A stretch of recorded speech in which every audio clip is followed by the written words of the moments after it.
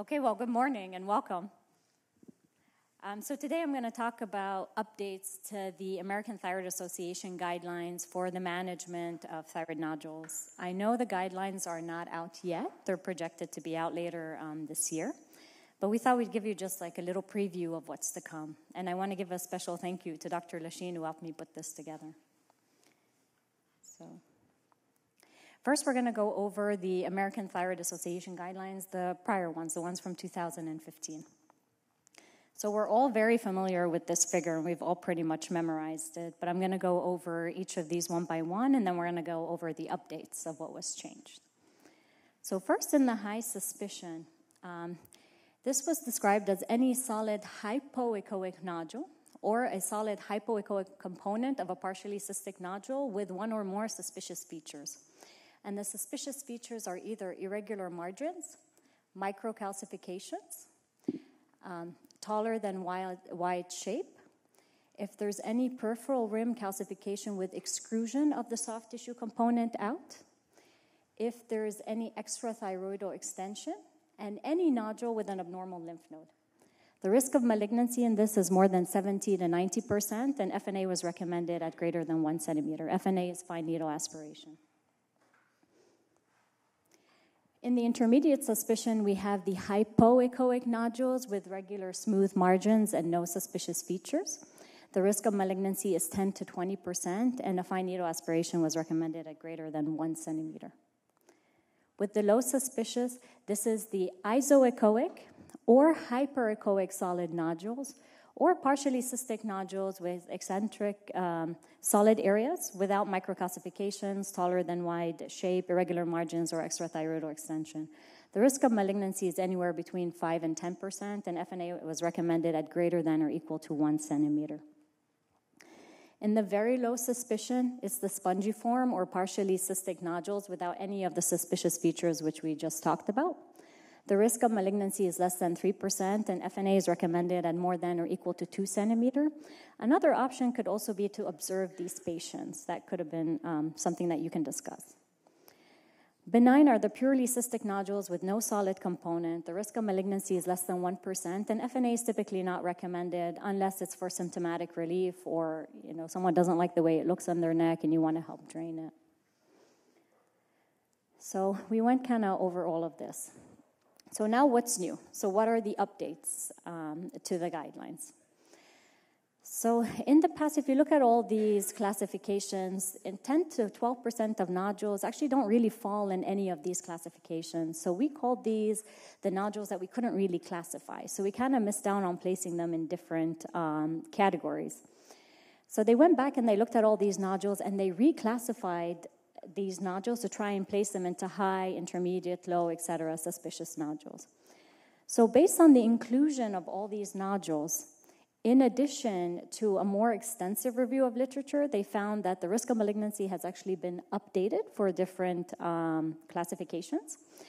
And they added all these nodules that we talked about. So these are, I'm going to give you an example. So the solid nodules that were iso or hyperechoic, but they had suspicious features. Where do we place these nodules? And the large portion of the ones that weren't classified are the partially cystic nodules, where we can't really place them in a certain classification, or those with patterns of calcifications different than micro or macro calcifications. So, like we said, the new risk of malignancy has now been reflected to include all these nodules, and after a more extensive review of literature, they have updated what the actual risks are. I'm going to go over this in detail, but only one nodule from the 2015 guidelines has been reclassified and everything else is new or an addition. So based on what we just talked about, the risk of malignancy for the high suspicion nodule is now more than 50%, whereas in the past it was more than 70 to 90%. The intermediate suspicion is between 20 to 50%, whereas in the past it was 10 to 20. The low suspicion is 3 to 20 versus 5 to 10. And for the very low suspicion and benign, this has remained the same. So now what about the high risk? So what has changed? So now high risk is defined as any nodule with extrathyroidal extension or abnormal lymph nodes, in addition to or any nodule with suspicious features. And suspicious features are irregular borders, so jagged, lobulated, irregular halo, macrocalcification, punctate echogenic foci, or taller than wide nodules. This was present in the 2015. So as you can see here, you have the interrupted rim calcification with extrusion of soft tissue component. But what they added to the high risk is the pathognomonic appearance of cystic papillary carcinoma. These are rare, it's around 3% of the thyroid cancer, but they have a very pathognomonic presentation. So you can see here it's a partially cystic nodule. You have an eccentric solid component, acute angle, you have microcalcification, and you have extension of the solid component into the cystic component. So what about the intermediate suspicion? So here, if you look at the mildly hypoechoic nodules, these are the nodules that are not as dark as the strap muscle.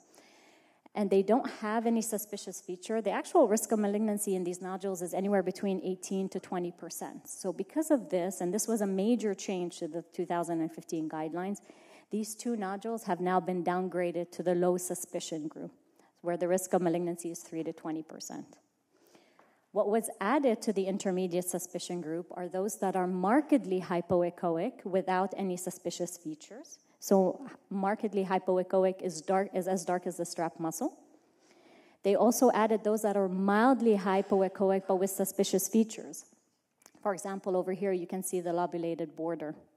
They also added those that are isoechoic but with suspicious features, so microcalcifications. And you can see those over here.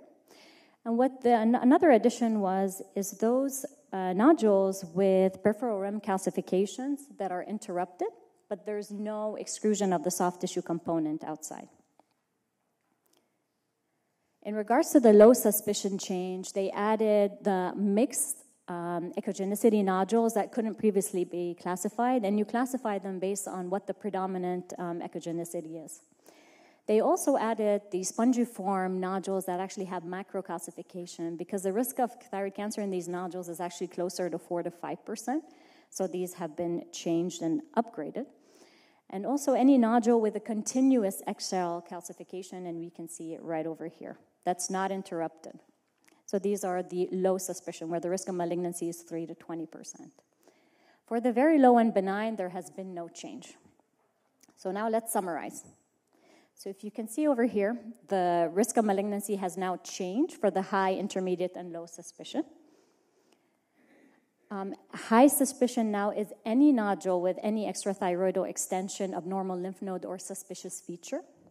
They also added the pathognomonic features of cystic papillary thyroid cancer.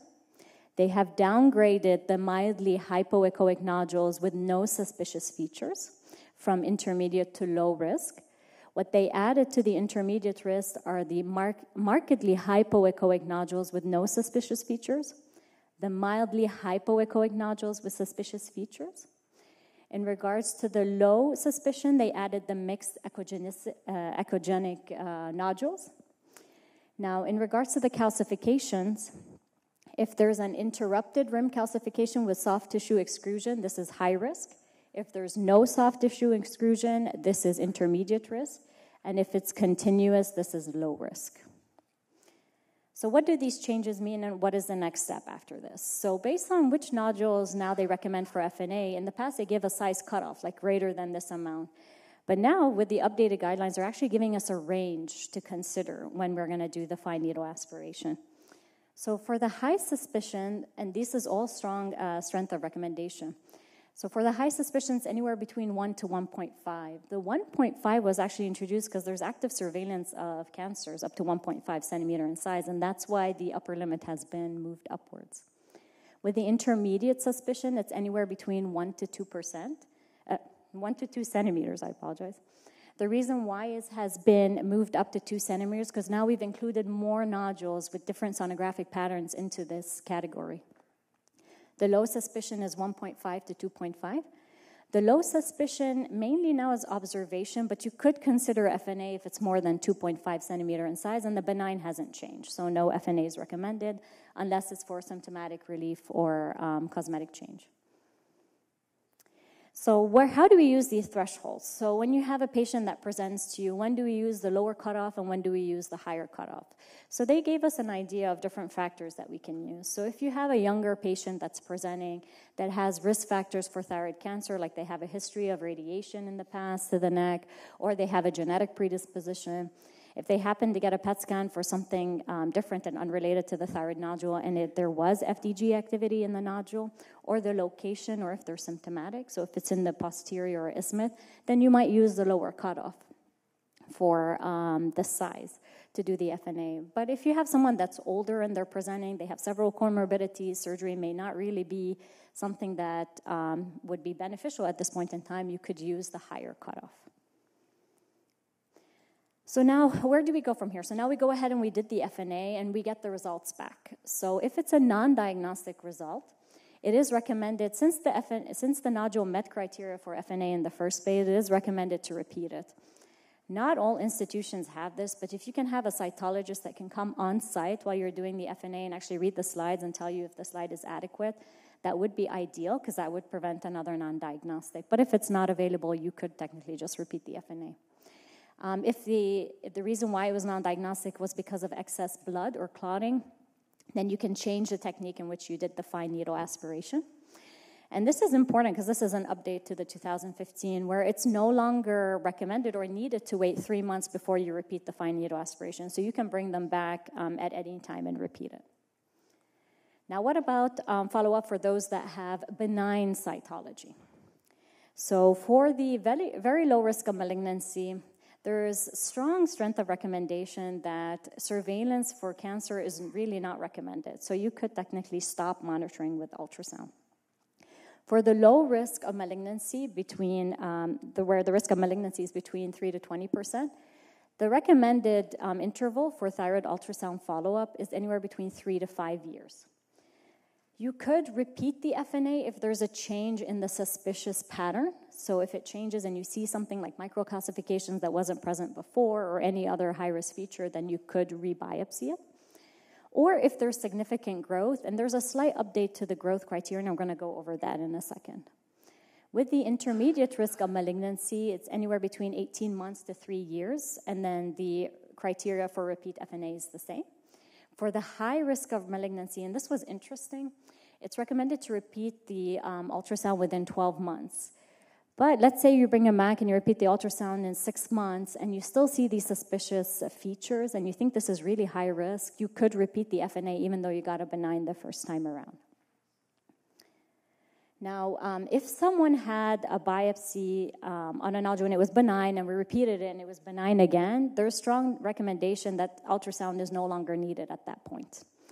Or if someone's had a benign cytology and a nodule that you've been following that's stable in size, it hasn't changed in its sonographic pattern, and you follow this over a period of 5 years and it looks the same, you could stop doing thyroid ultrasounds. There's no need to continue cancer surveillance at that point. But you could consider redoing an ultrasound if they develop symptoms in the future. Now, what about the management options for ATP of undetermined significance? If it's a very low suspicious nodule, you could monitor with the ultrasound. You don't necessarily have to repeat the fine needle aspiration. Another option is to repeat the fine needle aspiration. You could send off for molecular testing, and this is actually used pretty commonly. Or you could refer them to surgery if it's very high risk, or if there's a history of nodule growth, or they're symptomatic, or they just want to take it out, then you could consider referring them to surgery. Now, the one update for nodule growth is when we're monitoring these nodules on further ultrasound, we all know the criteria for nodule growth. So it's more than 50% increase in the volume, or there is a 20% increase in 2 different dimensions by more than or equal to 2 millimeters. But what was added to this is that in those with high suspicion, so high suspicious nodules, a growth of more than or equal to 3 millimeters is considered a growth, and this was added to the 2015 guidelines. Molecular testing, it really helps to modify the malignancy risk in Bethesda 3 and 4 nodules, and there's high-quality evidence for this. And this is typically what we do. So anytime we have Bethesda 3 or 4, we do end up sending either a FIRMA or thyrosex, so molecular testing to evaluate the risk of malignancy further. Now, what about the nodules that did not meet criteria for FNA because of the size? So how do we monitor these nodules? So if it's a high suspicious nodule, the recommended ultrasound surveillance is within 6 to 9 months. And you could repeat a fine needle aspiration if there's growth or abnormal lymph nodes seen on the repeat ultrasound.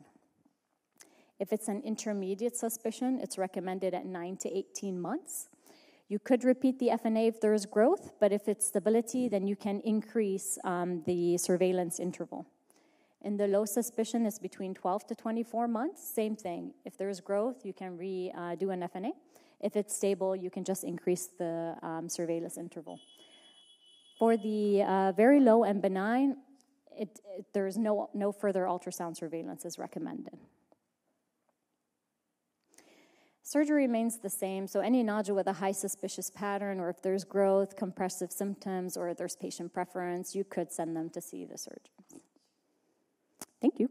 Any questions?